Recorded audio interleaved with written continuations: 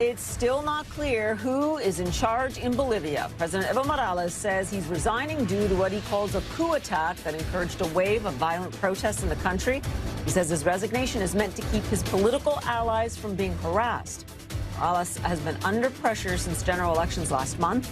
The Organization of American States found widespread irregularities in that vote. And for further insight now on what have been absolutely stunning and fast-moving events, we are joined by activist Jhanisse Vaca Daza, and I welcome you here after what has truly been an extraordinary day in Bolivia. I just want your reaction to his resignation. Thank you so much. We are incredibly thankful because we were fearing a lot more violence would happen today. But thankfully, he has resigned, which is what a lot of the country was asking for.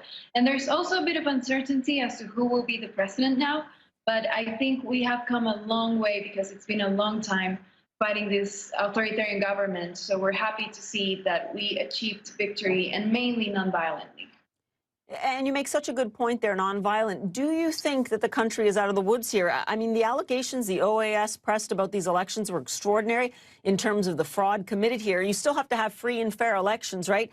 I mean, how worried are you about what's to come in the days and weeks ahead? I am very worried, but at the same time, I'm very hopeful because as of now, we've been on 20 days of civil disobedience. It's been a long time on civil resistance, and people have been mainly nonviolent, even though we have been attacked by pro-government forces. We had 3 people that died, and even when people died, and we caught the people that killed our brothers and sisters, we didn't hit them. We just took them to the police and we gave them to the police. And that's a big reason why we were successful, because if we were nonviolent, which we were, it made the case for the police and the military to take our sides because we were not attacking them.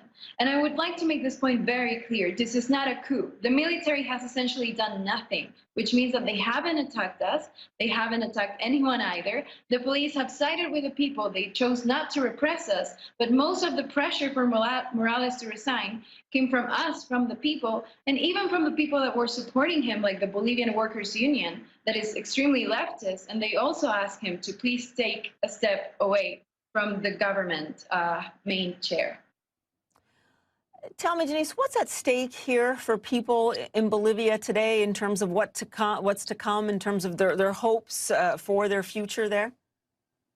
There's a lot of stake, and I think that's also something very important to understand. Most of these mobilizations have been led by people that are young, like myself, because we had been asking for respect to democracy and vote, which was not only overruled during these elections. We had a referendum in 2016 where we said we wanted term limits to be respected, and even though we won that referendum, the government still chose to disobey and just do whatever they wanted to do.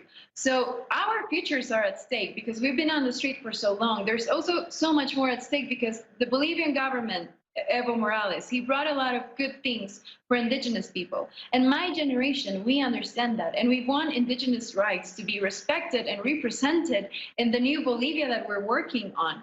So it's important for us to keep all the good things that the Morales government brought to the table, but also understand that no one is above the voice of the people. If we say we want term limits to be respected, they have to be respected. If we want free and fair elections, they have to be respected.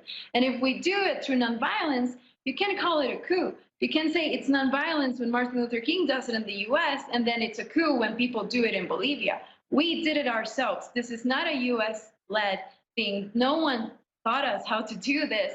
It's young people on the streets. It's people power, and that's the beauty of it. And that's why I'm so hopeful that even though things are very unstable right now, I think we can take this to a good end. And when we say take it to a good end, again, what's at stake here are those free and fair elections to come.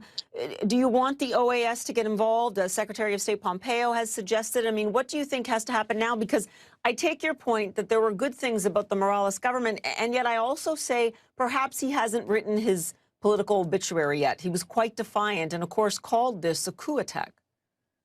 Yeah, exactly. So what's at stake first? We need the Legislative Assembly to have a session and actually let us know if who is going to be the next president, because there's a lot of uncertainty as of what's happening in that sense. We also need, and this is urgent, we need pro-Morales forces to stop attacking civilians. I just walked in here half an hour ago, and I'm talking to you, and I'm surprised I'm not crying, because my friends are still on the street, and every time we have a peaceful protest, there's pro-Morales groups that come and attack us violently, even though we're being peaceful. So that's the second thing we need. Even if Morales is not president anymore, he hasn't called on his forces to stop attacking us. And we need him to do that to prevent further deaths. And then we also need free and fair elections. We want anyone to participate. Myself and many other Bolivians who are on the streets, we're not alike to any political party because we don't see real representation anywhere. But we want everyone to have the free and fair chance to participate, and to do that through an electoral tribunal that is neutral and that is fair, which is not what we had, which is something that the OAS pointed out, because these were frauded elections. So I'm really hoping that through the experience that we've had of defending democracy, we can now take this democracy to be a real thing. We can have a real transition government, and we can have all the rights that we want to be respected. And I want to emphasize women's rights as well, because a group of women were raped yesterday by pro-Morales forces. We need all of these rights to be respected by whoever comes after these elections.